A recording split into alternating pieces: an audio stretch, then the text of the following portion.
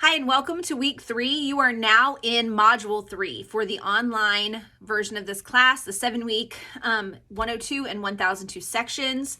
You are covering epidemiology. Now, this is where it gets a little heavier. So this is where you got to get started right away, and you have 3 things to complete this week alone. You have infographic number 1 covering heart disease. You have quiz number 1 covering modules 1 and 2.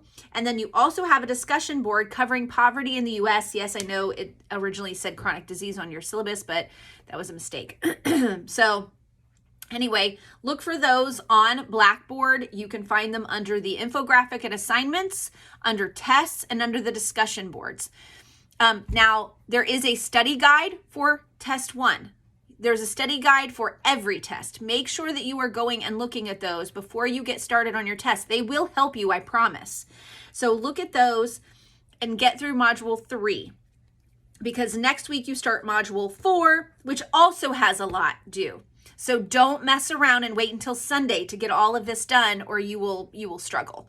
Okay, so you can find this video if you want to watch it again. You will be able to find it under Professor Herman's video explanations.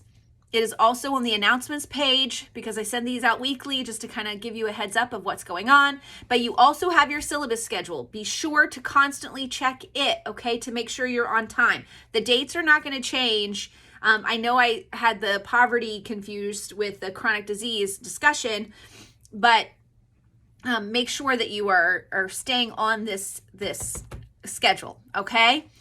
If you have any questions, please feel free to get a hold of me as soon as you can.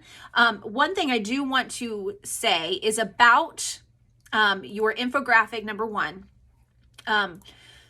So with the heart disease examples, I give you 2 examples to look at. But those are older examples because I changed some of the parameters of this assignment. So under that assignment, now you have 2 new questions, number 7 and 8. So before, you would answer the infographic questions by talking about what people can do to reduce their risk of heart disease or improve their status, okay, or risk of dying. Now, your questions are, why are Americans dying from heart disease? Give a broader perspective, look at the social ecological factors. I would also recommend looking at the social determinants of health. There you go. I would also recommend going to healthypeople.gov. That is where you'll find what we're already doing. You can find that stuff already done. You don't have to, recreate the wheel.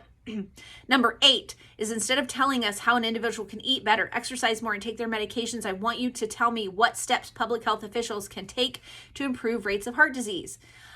So what would you do at the community level? So a nurse or a doctor that works with someone who has heart disease is going to say you need to eat less. You need to make sure that you're eating less processed foods. You need to eat more fruits and vegetables. You need to exercise. You need to take your medications, things like that. At the community level, we are looking at a community. We're like, why are so many people developing heart disease? So we have to look at it from a broader perspective. And then we have to put things in place. Like maybe there's less access to healthy food. Maybe it's not a walkable community, so they're not getting as much exercise in that particular community. We always assess our community first to find out what the problems are.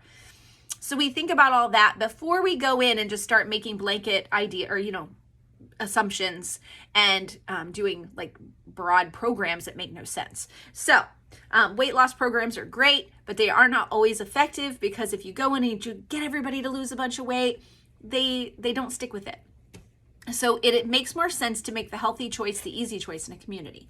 So hopefully that helps you and guides you a little bit in that assignment. So make sure that you use Canva or something like it. You can use PowerPoint, but only one slide. We don't want more than one slide. The one slide you can use, because it does have lots of graphics and you can use it really nicely. But Canva you can use for free.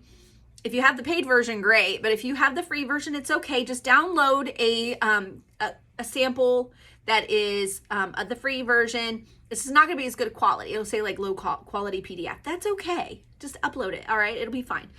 Make sure that you cite your sources and make sure that you have good images. You don't have any misspellings on it or any typos and stuff like that. Make sure it's easy for us to follow and read, not a lot of paragraphs, okay? Hopefully that helps. Good luck this week. Let me know if you have any questions, okay? All right, everything is due Sunday by midnight. All right, thanks.